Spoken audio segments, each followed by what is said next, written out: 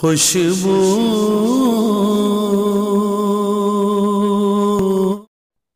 بسم اللہ الرحمن الرحیم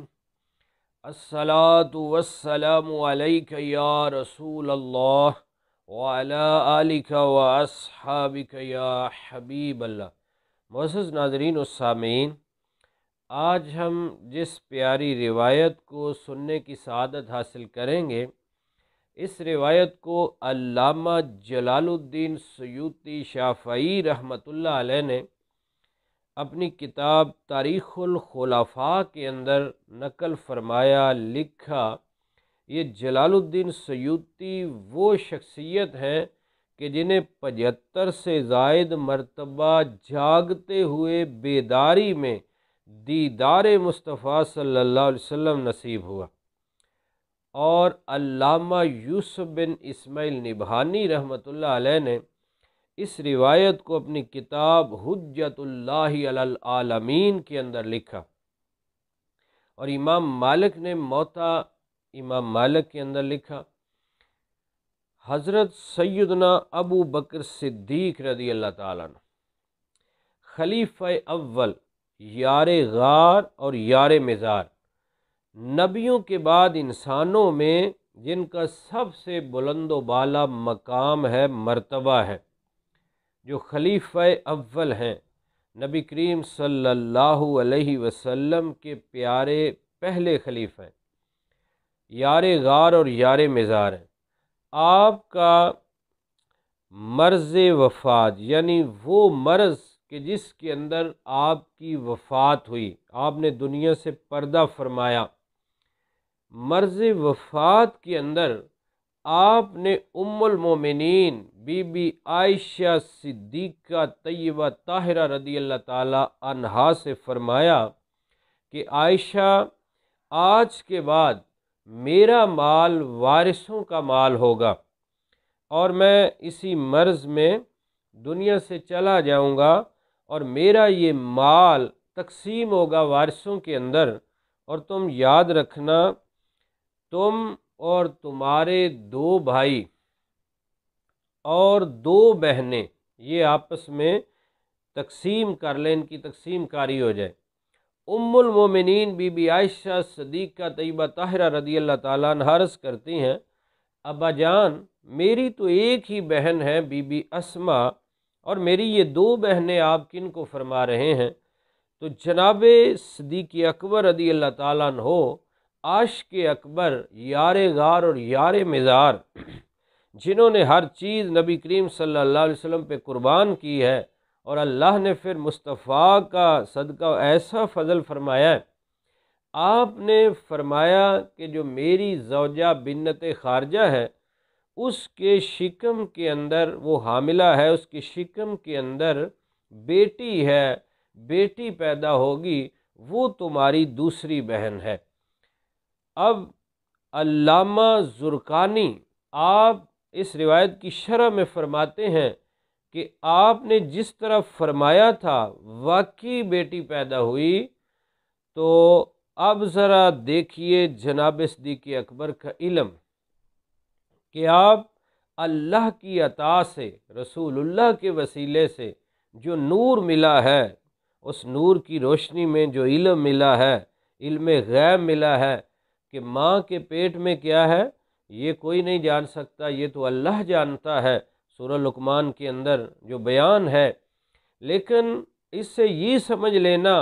کہ اللہ کے سوا کوئی کسی طرح بھی نہیں جان سکتا، کسی کو اللہ نے دیا ہی نہیں ہے، تو یہ بہت ساری آیات کریمہ کے ترجمے اور مفہوم کے خلاف ہو جائے گا۔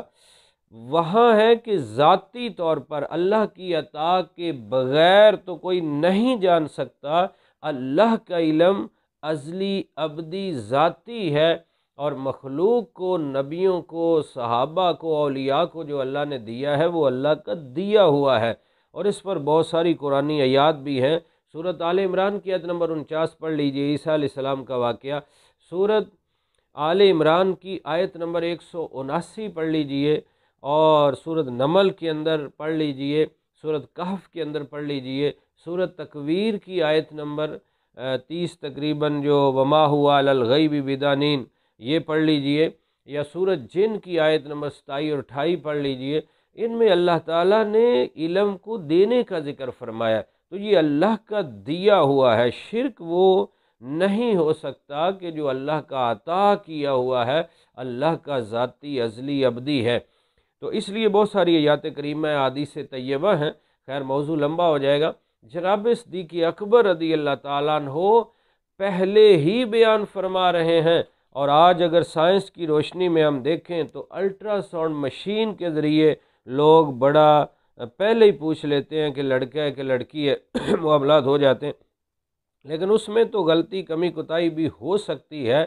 حتمی وہ فیصلہ نہیں ہوتا، لیکن یہ بھی اللہ کی دی ہوئی نعمتیں ہیں۔ اللہ نے انسان کو پیدا کیا ہے، علم دیا ہے،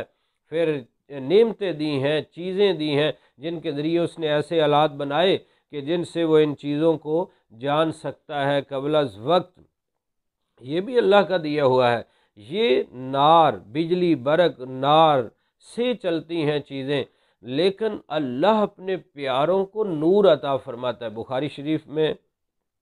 یہ بھی روایت ہے نا کہ بندہ فرائض کے ذریعے میرا قرب حاصل کرتا ہے، نوافل کے ذریعے میرا اتنا قرب حاصل کر لیتا ہے، میں اس کی آنکھیں ہو جاتا ہوں، اس کے ہاتھ ہو جاتا ہوں، اس کے کان ہو جاتا ہوں، تو اس میں نور الہی آ جاتا ہے۔ ایک اور حدیث شریف میں پیارے آقا صلی اللہ علیہ وسلم نے فرمایا کہ مومن کے نور سے بچو، مومن کی فراست سے بچو، مومن کی فراست سے بچو کہ مومن اللہ کے نور سے دیکھتا ہے۔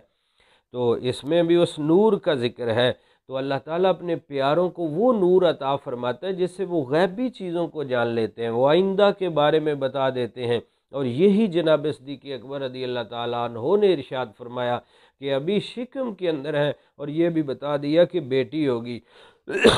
اور پیدا ہوگی، اور ان کا بھی حصہ ہے،